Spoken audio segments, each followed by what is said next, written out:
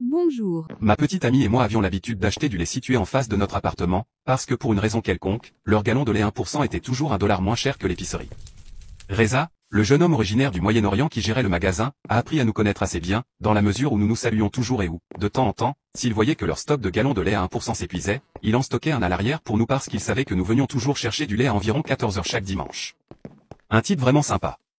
La semaine précédant nos vacances, ma petite amie était en train de réviser comme une folle pour son examen, alors j'ai fait les courses tout seul. Comme nous partions en milieu de semaine, je n'ai acheté qu'un demi-gallon de lait.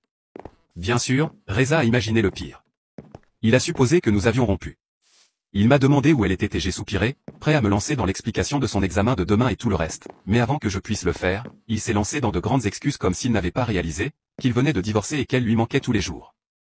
Je n'ai pas eu le cœur de lui dire qu'elle était juste occupée aujourd'hui et que nous partions pour la semaine, alors j'ai fait avec. Je ne voulais pas que ma femme pense que j'étais un prétentieux, alors j'ai négligé de lui dire quand je suis rentré à la maison. 2 semaines plus tard, par coïncidence, ma femme est occupée à travailler le week-end pour compenser notre semaine de congé, j'y retourne, je prends un gallon de 1%, et je réalise rapidement que ça n'a pas l'air bon, alors je me retourne, je remets le gallon à sa place, et je prends le demi-gallon. Pendant tout ce temps, Reza me regarde, dépité. Il commence à me dire que ça va s'améliorer, qu'il faut tenir bon, qu'on peut prendre un café si je veux parler.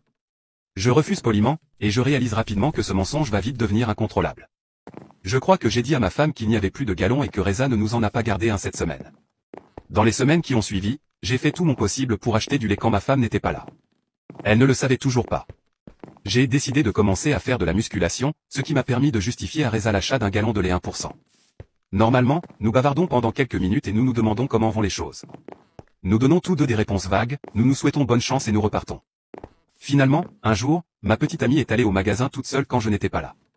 Je crois que Reza l'a aidée, lui a fait la conversation, mais il était vraiment bizarre avec elle.